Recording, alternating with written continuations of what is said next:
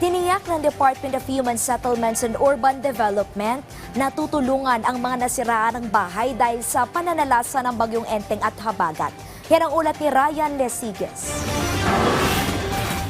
Kumikilos na rin ang Department of Human Settlements and Urban Development o DSUD para matulungan ang mga nasiraan ng bahay dahil sa bagyong Enteng na sinabayan pa ng habagat. Sabi ni Undersecretary Randy Escolango, maaaring makakuha ng tulong pinansyal ang mga nasiraan ng bahay sa ilalim ng Integrated Disaster Shelter Assistance Program. Bukod sa mas mataas na financial assistance, hindi na lang daw ang may mga totally damaged ang kanilang bibigyan kundi maging ang mga partially damaged ang bahay. Mula sa dating 15,000 piso, 30,000 piso na ang matatanggap ng wasak ang bahay, habang 10,000 naman para sa mga partially damaged.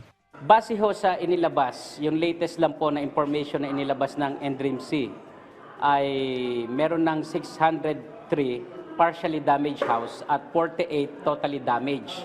Pero kasalukuyan po, ayon sa meeting ho namin kahapon na pinangunahan ho ng ating Presidente Ferdinand Marcos Jr., ay tuloy-tuloy pa rin po ang assessment at validation sa iba't ibang lugar. Kaya malamang ito po ay dadami pa.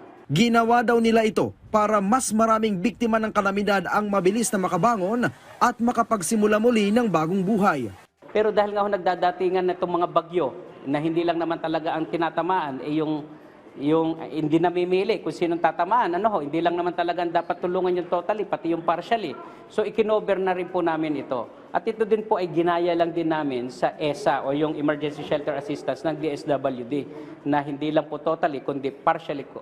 Ang DSWD naman tiniyak na on top of the situation sila sa epekto ng nagdaang bagyo, lalo't patuloy pa rin ang pagtaas ng bilang ng mga apektadong individual. Sa pinakahuling datos ng DSWD, umaabot na sa 2.1 million individuals ang bilang ng sinalanta ng bagyong Enteng. Katumbas ito ng mahigit 500,000 pamilya mula sa mahigit 2,000 apektadong barangay na mula sa NCR, Ilocos Region, Cagayan Valley, Central Luzon, Calabarzon, Bicol Region, Western Visayas at Eastern Visayas. Mahigit 41,000 individual pa ang nananatili sa mga evacuation center. Sabi ni DSWD spokesperson Assistant Secretary Irene Dumlao, umaabot na sa halos 200,000 family food packs ang kanilang naipapamahagi sa iba't ibang LGU.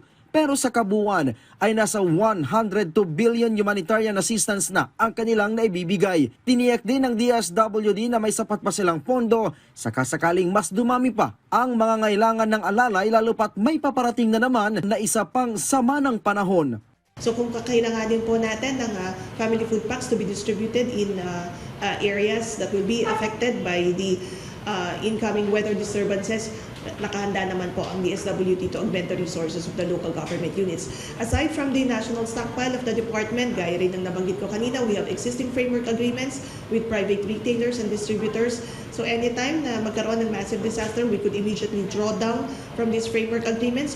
Sa ngayon daw ay meron pang mahigit 134 million pesos na standby funds ang DSWD. Bukod dito ay meron pang mahigit 1,000 family food packs na naka-standby. Nag-request na rin daw ng replenishment ang DSWD para sa kanilang Quick Response Fund na nagkakahalaga ng 875 million pesos. If in case nakakailanganin po ng karagdagang tulong, ang DSWD may mga iba pang mga programa kagaya ng cash from work or emergency cash transfer na kung saan maaari tayong magpahatid ng financial assistance para sa mga naapektuhan ng mga pamilya.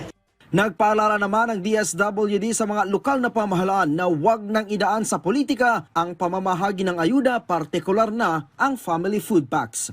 We also would like to assure the public, napakahalaga po nito na ma-assure natin ang ating mga kababayan na ang departamento po ay hindi tumitigil. Lagi po tayong naghahanda, lagi po tayong nagsasagawa ng kinakailangan po mga programa at proyekto para matulungan ang ating mga kababayan. Ito po ang pagpapatunay na the DSWD ay patuloy na magbabahagi ng maagap at mapagkalingang serbisyo. Ryan Lesiges para sa Pambansang TV sa Bagong Pilipinas.